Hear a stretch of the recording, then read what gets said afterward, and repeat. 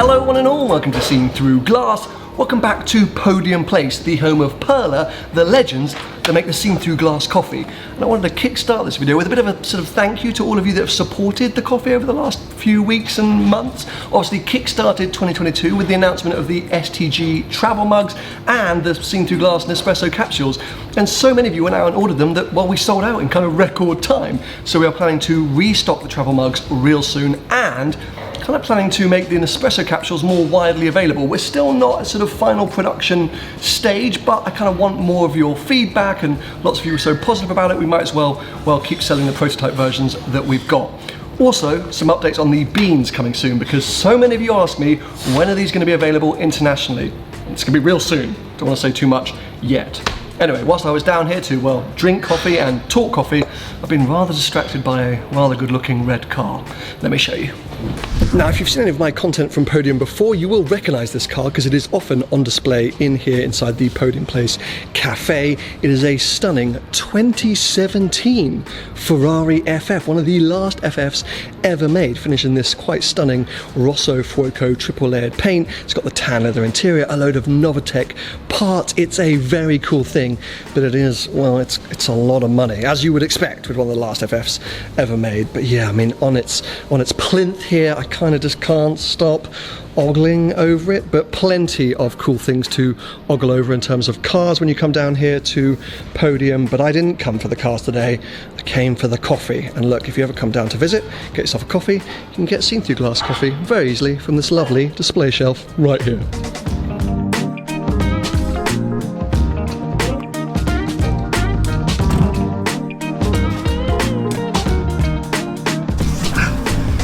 Now, as you probably already know, today's video is about a red Ferrari, just not about that FF, because yes, recently my friend Matthew from Furlonger called me and said, Sam, we've got an Enzo in the service bay, we need to give it a road test after the service is complete. Would you like to do that road test? I said yes. Yes, I would. So, I'm on my way now down to Furlonger to test a Ferrari Enzo, an Enzo Ferrari to speak specifically. Oh, I'm too excited.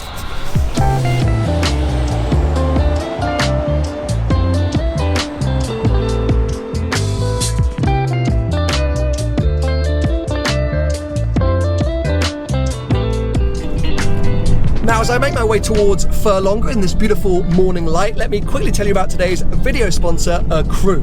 AQRU are aiming to make the world of crypto more accessible to everyone in a simple, safe and secure way, even if maybe you found it a little bit complicated before. Now, it's important for me to say I am not a financial advisor, I'm not a financial expert, I'm here to have fun filming cars. So as with any investment, please seek your own financial advice and consider all the rewards and risks before you invest your own money. The reason I was happy to work with AQRU is that, well, their whole business is kind of focused around customer service. If you download and start using their app and then submit a query or question, you'll be speaking to a human, not a robot, which I think is really important when you're dealing with things as complex as crypto or investing money. AQRU are aiming to offer the highest interest yields on crypto in one platform. That platform is an easy way to convert real money into your chosen crypto asset. You can find AQRU on the App Store or on Google Play, or just head to aqru.io to find out more information. Huge thanks to them for sponsoring this video, because whilst I know crypto is a little bit of a controversial topic, I know it's one that so many of you are interested in or already investing in, and I really like the way AQRU are going about their business. So yes, if you're interested in finding out more or using AQRU, check out the link in the description.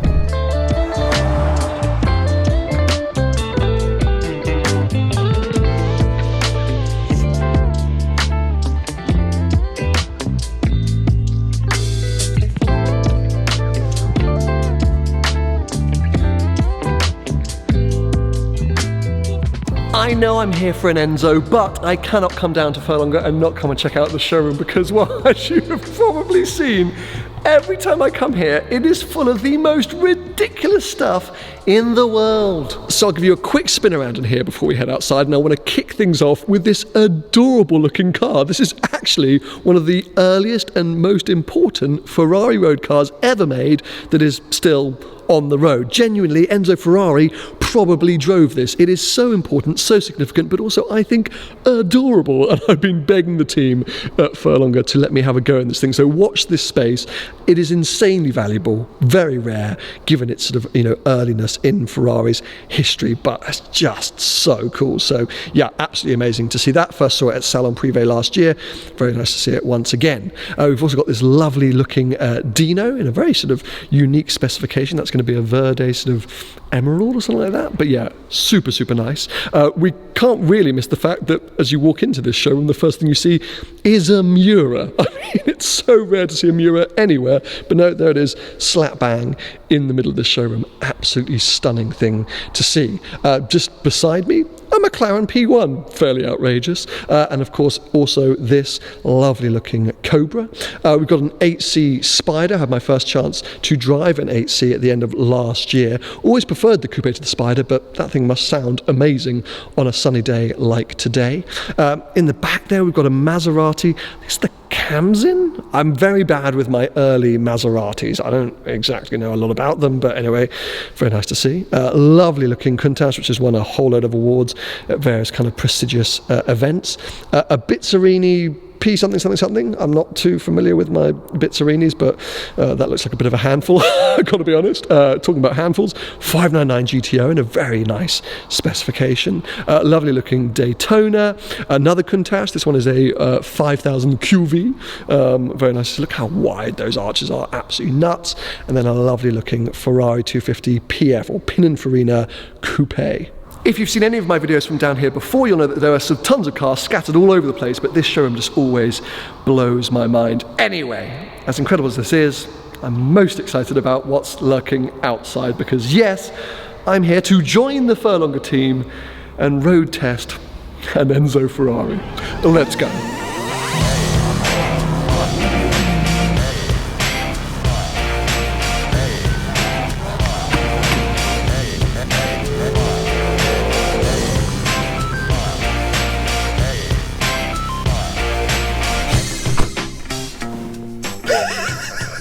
I'm so excited. Are you? Oh, good. I'm glad. I'm glad. It's just sunk in. Now that I've closed the door and I'm behind the wheel, I'm like, I'm about to drive an Enzo. Oh, thank you for this, mate. But well, you need to thank the owner. What? Because he does know, and he said, you know, that he would like Sam to drive it, which is good. A huge thank you. I think it was another Sam. Sorry? I think it was another Sam, he thought. Oh, he doesn't think it's me. He thinks it's somebody else. Don't say that. But I want to take this job seriously. I want to take it seriously. I'm here to do a job, not here to mess around. As exciting as this is, you know. We need to put all the horses straight on the air vents first. Is that the most important part of the job? Well, it makes me feel for your OCD. Okay, so let's kick things off by starting up, which is exciting enough. Now, getting out of here, you're gonna have to use lift as well. Okay. So it's a good test. Make sure it's pretty straightforward. Lift is working. So start up. Lift, I'm assuming, is the button on the steering wheel that looks like a lift. Hit it.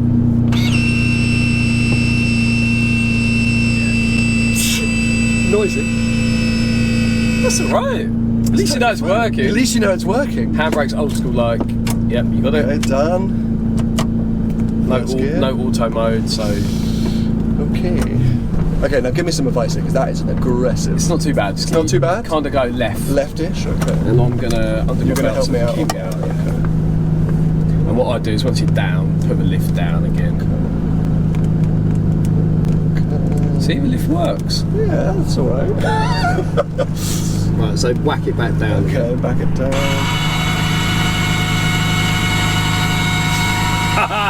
Okay, after this. No, you can go. I can go? Sam. Go, Sam. Okay, he's away. Driving it. Oh my god. So, yes, I've already explained to my audience, and I think I told you, I have driven one of these cars before. But you lied. You said you'd never, and that's why you had to drive it. Well, I managed to convince you. But yeah, on the Japanese highway, kind of like this. This is all I did, and hey, it was still a dream come true for me, because for me, this has always been the Ferrari. Forget La Ferrari. This is my La Ferrari. It's the ultimate Ferrari for me. It was the hypercar, the Schumacher Ferrari, the pinnacle of an era that you and I love from Ferrari. I agree with that. What's the oil pressure? Are you checking all this? Sorry, what should it be?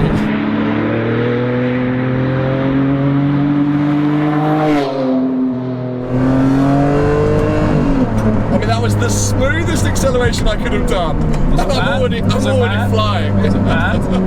Feels like what you'd imagine it would be like to be in a two-seater LMP1 car. It's that kind of cockpit. It's got that kind of vibe. Right, let's do a little bit more. There was a tiny squirm there. So, let's say tyre temperature has not reached optimum. It's a bit dry here, and I've put it in race, so let's see what we can make happen. Now, we are following Nick, my videographer today, who's helping me out, in a Mini, and he's not going that fast, so I'm trying to give him the hurry up with my eyes. There he goes. Look, he's in a Cooper S. So, the noise of this thing is insane, but the thing which I always forget about the Enzo is the rawness of it. Not only that gearbox, but the delivery. Oh, mate! Oh, we're away! Oh. He's reaching for a grab handle. I will say, I'm not gonna lie, I did want a grab handle. I think what you touched on though, Porsche did have the Carrera GT, and I know so many people love those cars and they are an amazing car, but I don't think it was the same experience as this. I don't think there was anything really ever got near what this was, because it's kind of, you can cross continents in this, you can just go in it as well, I'm not saying you can't do it in other cars, but it's just, I don't know, I think there was just a certain way about it that they were like, yeah, this can do anything. Like we were saying, wasn't that good on track? Wasn't that good on track? Actually, I think when the 430 Scud came out, it was the same lap time around Ferrari. I think the 599 GTO was definitely quicker. So it wasn't about lap times, which I kind of love. I'm so bored of lap times, you know what I mean? Like, this car, as you say, was so much more than that. It's somehow sophisticated and impressive and raw and brutal, but a car that maybe you could live with. I remember there was an old, was it a Martin Brundle or a Tiff Liddell piece, where they absolutely slated it, saying the turning circle's awful and the gearbox is crap and all these things, but actually it's very comfortable in here, like this now in some sort of speed controlled areas, poodle around, the ride isn't that harsh. Well, you're quite tall as well, and you fit, there's lots of supercars that actually, you're limited to like, what am I, 5'8", 5'9", like that's enough that you're tired, whereas in this there's room, That's the thing, Ferraris always just have that in mind. If we were in a Lamborghini, and heck, I came down and drove that Countach that you had at one point, I mean, my knees were in my chest and I was cramped down like this and trying to change gear like that, but here we are, just elegantly driving an Enzo. Mate, what is life today? So let's get into the nitty gritty, because some people will be interested. Servicing one of these cars, what's it like? So inherently, is it more expensive than a 599 GTO? Do you have to do it more regularly? What's the ins and outs? There's not really, if you were to compare it to a 599 GTO, it's a similar sort of thing. At Furlonger, when we service a car, we will always take all the under trays off, all the wheels off, and inspect everything on the car. So you're gonna go from the nose to the back and check everything. So we're used to nowadays kind of the modern video. Yeah, here's your brakes, here's this, here's that. It's more than that on any of these Ferraris, whether it's a Mondial or a 275, you've got to inspect it from the front to the back. Running costs of one of these, like the oil's the same as you put in the 599 GTO or, your 360, they all run Shell, we run them on Shell, Helix Ultra. Sure. That kind of stuff is a similar cost. I think, like we touched at the beginning of the video, the main costs are you've got to keep it on its toes. You can't scrimp and be like, oh, I'm going to leave that tyre this year, or you have an Enzo and go, oh, no. There's a bit of play in the wheel bearing, and that's one of the things apart. So a wheel bearing on the rear of one of these will not be a few hundred quid, it'll be thousands. Okay. So they are expensive to run, but it's a maintenance thing, But it's also a flagship V12 Ferrari, it would almost be disappointing if it wasn't expensive. You're not going to buy one and be like, I just want to. Oh no, I really want to. I didn't think about the service. It's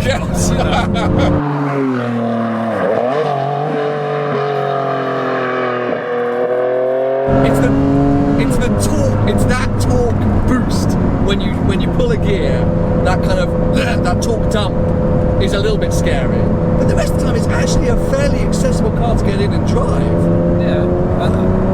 I think You disagree? no. I think exactly what you said. Yeah. Right. I think Ferrari just there isn't a Ferrari I've ever driven really, which I could say had a bad steering, or you know, I think the steering in all these cars is amazing, and this I think it's so precise, and it's so to the point. You know, like you just feel everything in this car. And the engines, I mean, the engine in this car is it's a masterpiece, really. The fact I can see it in the rear view mirror is unbelievable. So yes, a bit more of a dry section. Just God. one final sort of pull, I think. Come on. No, don't slow down, Nick. Keep going. Whoa. That's what I mean when you pull that gear, it just launches. You know, okay, this is not going to be a compliment. Maybe it is. Mine's a bit of a Subaru Impreza. What? because Pull over now. No. You cannot do what you just compared. No, because what I mean is, when you shift gears, it just urges you forward, forward, forward, forward, more. And here, when you pull that lever, it just pumps more power, more speed, and hurls you down the road in a semi-terrifying way, but in a really addictive way. Like you just, and this on the autobahn, I mean, it's a death trap. Don't you think? All I know is we're in one of the most special Ferraris ever produced, and you have just compared it to. I've got respect for Imprezas, but you cannot compare them, whether they launch you down the road or not.